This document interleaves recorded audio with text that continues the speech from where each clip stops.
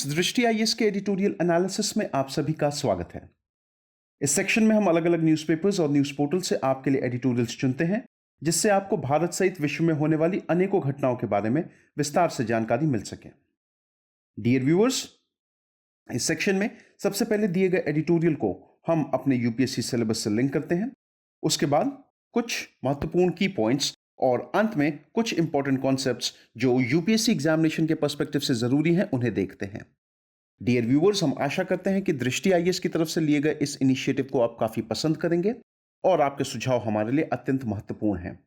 तो कृपया comment section में अपने सुझाव जरूर दें। तो चलिए बिना किसी देरी के शुरू करते हैं आज का एडिटोरियल एनालिसिस। प्रिय व्यूअर, यह वीडियो अंग्रेजी में भी उपलब्ध है। देखना चाहें तो आप हमारे इंग्लिश चैनल दृष्टि आईएएस इंग्लिश पर जाएं। आपकी सुविधा के लिए इस वीडियो के डिस्क्रिप्शन में इंग्लिश वीडियो का लिंक भी दिया गया है। आज का एडिटोरियल हमने द इकोनॉमिक टाइम्स न्यूज़पेपर से लिया है, जो कि 23 फरवरी 2021 को प्रकाशित हुआ है। आज के एडिटोरियल का शीर्षक है बाय डिलिजेंस नॉट लॉकडाउन्स। यदि आज के एडिटोरियल को हम अपने यूपीएससी सिलेबस से लिंक करें तो हम उसे जीएस पेपर 3, जिसमें सेक्शंस जैसे कि science and technology, environment, biodiversity और इकोलॉजी इत्यादि से लिंक करके देख सकते हैं। आज के एडिटोरियल के कुछ प्रमुख बिंदु। देश के कई हिस्से, विशेषकर महाराष्ट्र और केरल में एक बार फिर से कोरोना महामारी के मामलों में वृद्धि हो रही है। अब व्यूअर्स, जैसा कि हम लोग जानते हैं कि सितंबर महीने के बाद हमने देखना शुरू किया कि जो कोविड के जो केसेस थे वो लगातार नीचे गिर रहे थे।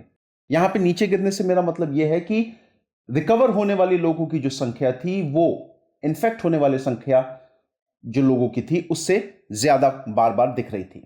लेकिन अभी पिछले एक हफ्ते से हम लोग देख रहे हैं कि जो रिकवर करने वाले लोगों की संख्या है वह घटने लगी है और जो इन्फेक्ट होने वाले लोग हैं उनकी संख्या एकदम से बढ़ने लगी है। यहां पर हम देख सकते हैं कि लगातार जो आंकड़ा है वो 13,000 14,000 प्रतिदिन के हिसाब से वापस आ रहा है, जो कि एक समय तक 9,000 10,000 तक पहुंच गया था। देश में इस समय लगभग 1.5 लाख लोग कोरोना महामारी से पीड़ित हैं। यदि केसेस बढ़ने की बात करूं तो विशेषकर महाराष्ट्र और केरला में एकदम से ये जो सर्ज है वो हमको देखने को मिल रहा है। यदि केरला की बात करें तो आज लगभग 4,000 से ऊपर मामले आए, वहीं महाराष्ट्र में जो मामले हमको कोविड के मिले हैं वो लगभग 6,000 से ज्यादा हैं। इस परिदृश्य पर आधिकारिक प्रतिक्रिया को दोनों प्रकार के अतिवाद से परहेज करने की जरूरत है। वह पुनः लॉकडाउन लगाने के संबंध में हो या कोविड प्रोटोकॉल के अनुपालन में लोगों की लापरवाही को स्वीकृति देने के संबंध में हो। अब यहां पर अगर हम लोग ऑफिशियल रिस्पांस के संदर्भ में बात करें तो देखिए, अब ऑफिशियल रिस्पांस की अगर हम लोग बात करें तो लॉकडाउन तो किसी भी कीमत पर समाधान नहीं हो सकता। लॉकडाउन हम लोग ऑलरेडी 3 महीने के लॉकडाउन से हम लोग गुजर चुके हैं। भले ही हमको उसका एक असर दिखाई दिया हो कि एकाएक केसेस जो बढ़ सकते थे, या कई सारी मीडिया रिपोर्ट्स या न्यूज एजेंसीज की बात करें जिन्होंने कहा था कि नंबर ऑफ केसेस भारत में बहुत ज्यादा हो जाएंगे, रोज 2-2.5 लाख केसेस मिलेंगे। यहां तक इस अति नंबर तक हम लोग पहुंचाने से अपने आप को पूरे तरीके से सफल हुए कि ये जो हमारे यहां पे आंकड़ा था वो उस तरीके से नहीं पहुंच पाया जैसा हमारी जनसंख्या को देख करके अलग अलग इंस्टीट्यूशंस द्वारा अनुमान लगाया गया था।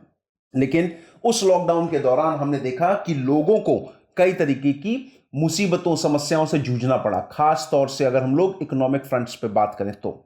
वहीं एक चीज ये भी है कि कोविड को लेकर के जो लोगों का माइंडसेट था, शायद उसमें भी थोड़ा सा परिवर्तन हुआ है। लोगों के अंदर कहीं ना कहीं लापरवाही जो है वो साफ देखने को मिल रही है। कई जगह पर बेवजह, जहां पे जरूरत भी नहीं है, वहां पर भी लोग भीड़ भाड़ वाली जगहों में जाने से परहेज नहीं कर रहे हैं। अब ये सब चीजें हैं जिनकी वजह से कहीं ना कहीं हम लोगों को थोड़ा बहुत असर गलतियों की वजह से देखना पड़ रहा है। व्यक्तिगत स्तर पर कोरोना से सुरक्षा के लिए मास्क पहनना और दूसरों के साथ घनिष्ठ संपर्क से बचना, विशेष रूप से बंद स्थानों पर और प्रथम उपलब्ध अवसर पर ही टीका लगवा लेना महत्वपूर्ण कदम होंगे। अब एक सिंपल सा तरीका जिसके तहत कोरोना से बचा जा सकता है वो ये है कि आप लगातार मास्क लगाए रखें। अगर आप कहीं पे भी बाहर जा रहे हैं तो बिल्कुल बिना मास्क के आप घर से ना निकलें। साथ ही साथ जो क्लोज्ड स्पेसेस हैं, जितना हो सके लोगों से जो सामाजिक दूरी है वो बना करके रखें। जो सोशल डिस्टेंसिंग है वो बहुत जरूरी है, खास तौर से छोटी जगहों पे जहां पे जगह कम है, स्पेस कम है। और तीसरी चीज ये कि जैसे ही आपको प्रथम अवसर मिलता है और अगर आपको टीका लगवाने का मौका मिलता है तो टीका लगवाइए। ये इनिशिएटिव अगर लिए जाते हैं तो बहुत आराम से, बहुत बेहतर तरीके से आप अपने आप को कोविड से बचा सकते हैं। लेकिन साम दाम दंड भेद और नवोन्मेषी विज्ञापन के साथ इन उपायों को लागू करना आवश्यक आधिकारिक प्रतिक्रिया का केवल एक भाग होगा। दूसरा महत्वपूर्ण भाग यह होगा कि टीकाकरण अभियान को सशक्त तरीके से आगे बढ़ाया जाए और किसी भी नए उत्परिवर्ती उपभेदों का पता लगाने के लिए संक्रमण के नए मामलों के वायरस नमूनों की व्यापक आनुवंशिक रूपरेखा तैयार की जाए।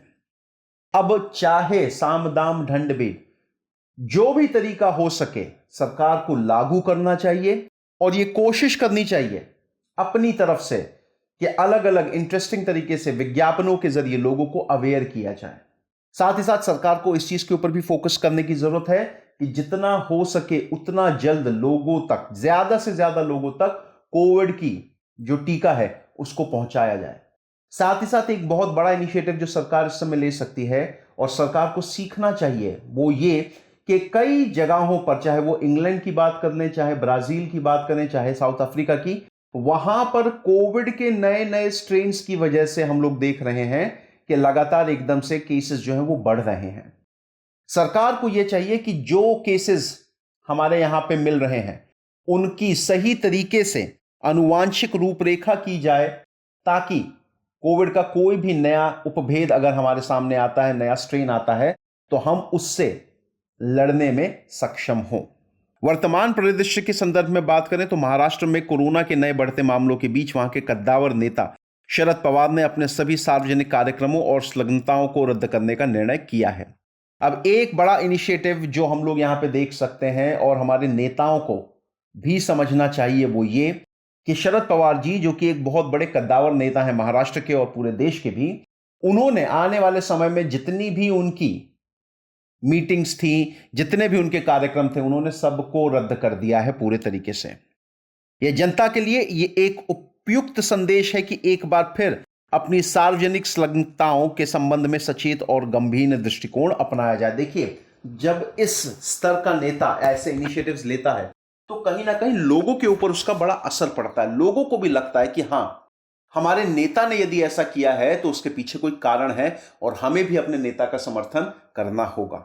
अब एक चीज यहां पर जो सबसे ज्यादा चिंता करने वाली है वो ये कि आने वाले समय में अप्रैल और मई के महीनों में हम लोग देखेंगे कि कई राज्यों में चुनाव होने वाले हैं। यहां पर नेताओं को इंश्योर करना पड़ेगा कि वो किस तरीके से अपना चुनाव प्रचार भी कर लें और ज्यादा से ज्यादा भीड़ भी एकत्रित ना होने दें। कोविड परिदृश्य में एक उत्तरदायित्वपूर्ण आचरण के लिए अन्य सार्वजनिक हस्तियों को भी प्रोत्साहित किया जाना चाहिए जो साथ ही लोगों के लिए प्रेरणा प्रदान कर सकते हैं। यह सिर्फ एक आदमी द्वारा उठाया गया कदम नहीं होना चाहिए। जब इसको एक तरीके से ऐसा इनिशिएटिव, ऐसी रिस्पॉन्सिबिलिटी की तरह देखा जाए कि हां, यह हम सबके लिए बहुत आवश्यक है, बहुत महत्वपूर्ण है। आगे का रास्ता, ट्रेड यूनियन सक्रियता के आरंभिक वर्षों में ऐसे संघ विशेष रूप से श्रमिक आवासीय क्षेत्रों में प्लेग और हैजा जैसी महामारियों के प्रति जवाबदेही में उल्लेखनीय भूमिकाएं निभाया करते थे। देखिए, जब ये आजादी के बाद की बात है और ये 90 के दशक तक चला है, ये कई सारे ट्रेड यूनियंस जो हैं उस समय जो बड़ी बड़ी जो बीमारियां होती थी जैसे मलेरिया, प्लेग, हैजा इत्यादि, इन सब के खिलाफ, इन सब को रोकने में बहुत उल्लेखनीय भूमिकाएं निभाया करते थे, खासतौर पर उन जगहों पर जहां ये यूनियन के लोग रहा करते थे। रेजिडेंशियल एरिया में लोगों के अंदर चेतना, अवेयरनेस का काम बहुत बखूबी निभाया जाता था इन यूनियनों द्वारा। ट्रेड यूनियन और मंदिर, चर्च, मस्जिद जैसी अन्य सामाजिक संस्थाओं को कोविड प्रोटोकॉल के अनुपालन के प्रति तब तक लोगों को सतर्क और जागरूक रखने की आवश्यकता है जब तक कि इस बीमारी पर पूर्ण नियंत्रण ना पा लिया जाए। अब देखिए, चाहे वो ट्रेड यूनियंस की बात हो, चाहे वो सिविल सोसाइटीज की बात हो, इनके अलावा ऐसी जगह जहां पे लोगों का आना जाना बहुत होता है वो है आपके धार्मिक स्थल जैसे कि मंदिर, मस्जिद, चर्च। इन सभी के बीच में जरूरी है, जब तक कि ये सभी मिल करके साथ में लोगों को अवेयर नहीं करते हैं तब तक सिचुएशन जो है वो काबू में नहीं आ सकती है। और ज़रूरी है कि भाई यहाँ पे लोगों को इस तरीके से अवेयर किया जाए जब तक कि इस बीमारी को पूरे तरीके से हम लोग कंट्रोल में नहीं ला पा रहे हैं। एक बल्कि लॉकडाउन की घोषणा कर देने और इस प्रकार का यह प्रकट करने में कि महामारी के विरुद्ध पुनः कठोर कदम उठाया जा रहा है कि तुलना में बिना लॉकडाउन के कोविड प्रोटोकॉल के कठोर अनुपालन का मार्ग निश्चय ही अधिक कठिन होगा। देखिए, हर चीज का ऑप्शन या हर चीज का उत्तर लॉकडाउन नहीं हो सकता है। अब आप लॉकडाउन की अगर बात करें तो ठीक है, लॉकडाउन में हमने देखा कि नुकसान बहुत हुआ है लोगों को। सो लॉकडाउन जो है वो किसी भी तरीके से अब इस समस्या का उत्तर नहीं है। हालांकि जो दूसरा कदम है जहां पे लोगों को हमको अवेयर करना है वो शायद लॉकडाउन से भी ज्यादा मुश्किल कदम है। वो लॉकडाउन से भी ज्यादा हमारे लिए बहुत समस्या लेकर के आ सकता है, क्योंकि लोगों को 130 करोड़ से ऊपर की आबादी है इस देश में। हर किसी को अवेयर करना ये अपने आप में बहुत बड़ा चैलेंज है। लेकिन वायरस पर नियंत्रण के लिए लॉकडाउन जैसे लचर उपाय की एक बड़ी लागत चुकानी होगी, जिसका भार उठा सकने में देश असक्षम होगा। ये मैंने पहले भी बताया। बीमारी को आप एक बार को हो सकता है शायद कंट्रोल कर लें, लेकिन जो फाइनेंशियल इकोनॉमिक को लेकर के जो समस्या आएगी उससे देश को दोबारा एक बार उबार पाना वो अपने आप में ही बहुत बड़ा कार्य होगा। पंजाब सरकार ने यह स्पष्ट कर दिया है कि जो स्वास्थ्यकर्मी टीका लेने से इनकार कर रहे हैं उन्हें कुछ लाभों या विशेष अधिकारों से हाथ धोना पड़ेगा, और यही सही कदम है। अब देखिए, अपने स्तर पर कई सारी स्टेट गवर्नमेंट्स, जैसे कि पंजाब के संदर्भ में अगर हम लोग बात करें तो पंजाब की सरकार ने यह सीधा सीधा कह दिया कि जो भी स्वास्थ्यकर्मी कोरोना का इंजेक्शन नहीं लगाएगा, आने वाले समय में जो स्पेशल राइट्स हैं, कुछ विशेष अधिकार या कुछ लाभ जो मिलते हैं, उससे उनको हाथ धोना पड़ेगा। कई बार हम लोग ये सुनते हैं, कई बार हम लोग ये देखते हैं, लोग भी जो डॉक्टर्स हैं उनके भी अपने डाउट्स हैं। उनका कहना यह है कि इस वैक्सीन के प्री क्लिनिकल क्लिनिकल ट्रायल के रिजल्ट्स हमारे पास नहीं हैं, इसको पूरे तरीके से ठीक से इसको जल्दबाजी में डेवलप किया गया है, इसके क्या असर पड़ सकते हैं। क्योंकि नॉर्मली अगर हम लोग बात करें तो एक वैक्सीन को प्रिपेयर करने में जो सबसे कम साल लगा है आज तक वो है 4 साल। तो लोगों का कहना यह है कि 1 साल के भीतर भीतर ये वैक्सीन तैयार हुई है। तो इस तरीके की बातों को लेकर के कहीं ना कहीं लोगों के मन में संशय होता है, और जब स्वयं एक स्वास्थ्यकर्मी ऐसी बात करता है तो समाज के जो अन्य लोग हैं, अन्य वर्ग, उनके ऊपर भी इसका एक बहुत असर पड़ता है। वे भी इस तरीके की बातें सोचने शुरू कर देते हैं। और जब इतना सारे लोगों का यही ओपिनियन रहेगा, तब आप बताइए, इंजेक्शन आपने लिया नहीं, जो प्रोटोकॉल है वो आप फॉलो कर नहीं रहे, तो अल्टीमेटली अगर आप बीमार पड़ेंगे तो उससे तो देश का ही नुकसान हो रहा है ना। हम लोग कैसे कह पाएंगे कि हमने अपने आप को कोरोना मुक्त कर दिया है। तो जरूरी यह है, पंजाब सरकार की तरह देश के अन्य राज्यों को भी ऐसे इनिशिएटिव्स लेने की सख्त आवश्यकता है। वे लोग जो टीके पर संदेह व्यक्त कर रहे हैं और अफवाहें फैला रहे हैं, ना केवल स्वयं का बल्कि वृहद स्तर पर समाज का नुकसान कर रहे हैं। अब देखिए, यहां पे हमारे राजनेताओं को भी बहुत समझदारी से अपने बयानों को देने की आवश्यकता है। कई नेताओं का कहना यह है कि हम तो ये वाली वैक्सीन नहीं लगाएंगे, ये इस नेता का ये है, या किसी और नेता ने कुछ और बात कह दी। आप अपने कंसर्न्स रेज करिए, लेकिन आप पॉलिटिकल माइलेज या पॉलिटिकल एजेंडा अपना फुलफिल करने के लिए ऐसा मत करें। आपके जेन्युइन कंसर्न्स हैं तो आप बिल्कुल सही बोलिए। अगर आपके वो जेन्युइन कंसर्न नहीं है और सिर्फ आप अपनी राजनीति चमकाना चाहते हैं तो ये बहुत गलत होगा। देश आपको ऐसी चीज के लिए कतई माफ नहीं करेगा।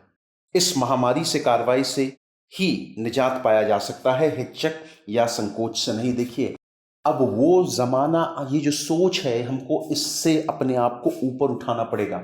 आप वैक्सीन भी नहीं ले रहे, आप प्रोटोकॉल भी नहीं ले रहे, फिर भी केसेस बढ़ रहे हैं, तो आप लगातार सरकार की ही निंदा कर रहे हैं। नहीं, सरकार की जिम्मेदारी है आपके अंदर अवेयरनेस फैलाना। हर किसी को आकर के चेक नहीं किया जा सकता कि आप मास्क लगा रहे हैं या नहीं, आप सोशल डिस्टेंसिंग के नॉर्म्स फॉलो कर रहे हैं या नहीं। ये जिम्मेदारी आपकी है।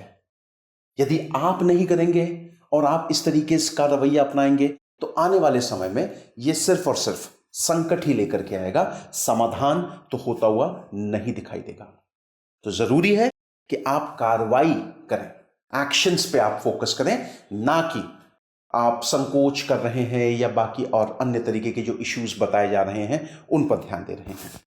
तो व्यूअर्स, ये था आज का एडिटोरियल एनालिसिस। आज के एडिटोरियल से संबंधित जो प्रश्न बन सकता है वो कुछ इस प्रकार है कि सरकार और सिविल सोसाइटियों द्वारा टीकाकरण अभियान और कोविड के संबंध में लोगों में जागरूकता के प्रसार के लिए कौन सी विभिन्न पहल की जा सकती है। तो व्यूअर्स, आई होप आप सभी को ये एनालिसिस बहुत पसंद आया हो। धन्यवाद।